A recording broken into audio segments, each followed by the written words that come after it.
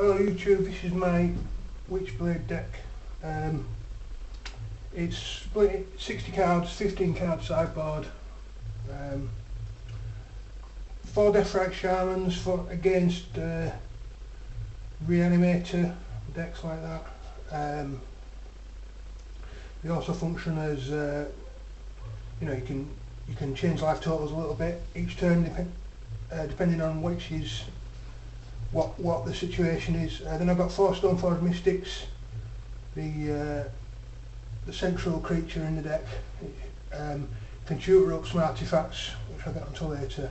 I've also got 3 true name nemesis, the higher cost creature, but because they're protected and stuff, that you can afford to, you know, increase your mana and cast a creature of that cost.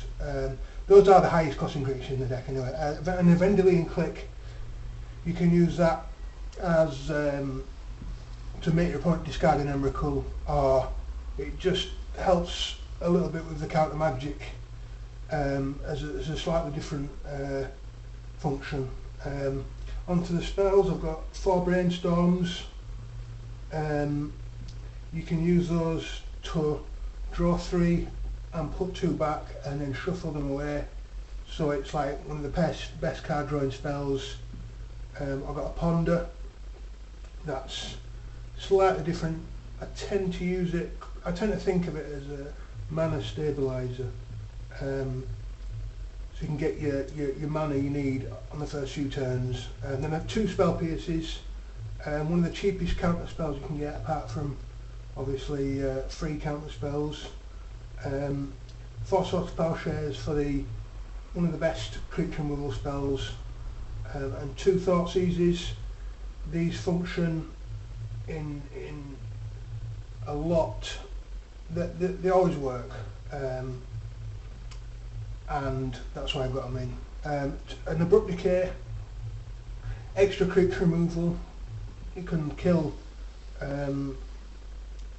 creatures and other permanents where your opponent may try and counter, and in some cases there's nothing you can do about it, so then abrupt decay is it's the 5th creature removal spell. And a jitte, these pair up with the stoneforge mystics. You can shoot up the jitte if that's the most useful equipment in the game, but I'll get onto the other equipment after. One back to basics. I've got 1 in the main deck. The reason why is I've cut down recently on the non-basic lands, and back to basics as a one-off is like a silver bullet. It will win games, and that's why I've got it in there. 2 jace mind sculptors, card drawings, 1 supreme verdict. It can win a game. In my meta game, the bulk of the decks I play against are sort of creature swarm decks, and the supreme verdict is a great card to have to use. I mean, I've got 1 batterskull. That's the other two trouble equipment.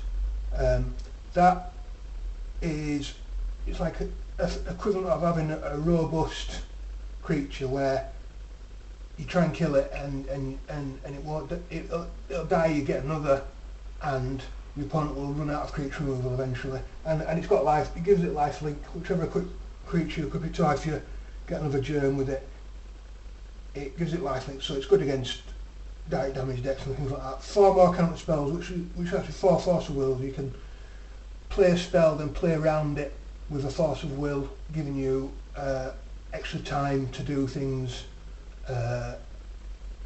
later on. Then I've got the jace unraveler of secrets. I used to play dig through time, but that got banned, so I put a jace unraveler of secrets in as the 3rd card drawing planeswalker. So if you're playing in the mirror, or if you're playing against a deck that draws cards, you can have the jace mind sculptor out and the jace unraveler of secrets out and outdraw your opponent. Onto the land, I've got 6 basic lands, 2 of each of the Esper shard. I've got an underground sea, a tundra, a scrubland, a hallowed fountain, a glacial fort and a breeding pool. The one out of the Especiard for the green mana to use with the deathrite shaman's third ability. Then I've got 10 fetch lands and one other non-basic land which you can use to get your equipment back if it's destroyed. Onto the sideboard I've got one tasigur. He can reanimate all your instants and sorceries out of your graveyard.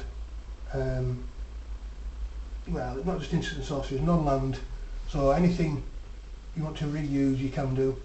Then I've got a blue elemental blast and a hydroblast. They're used against red decks. You can use them against storm if your opponent's playing red rituals, and yeah, they're just very useful in fast matches.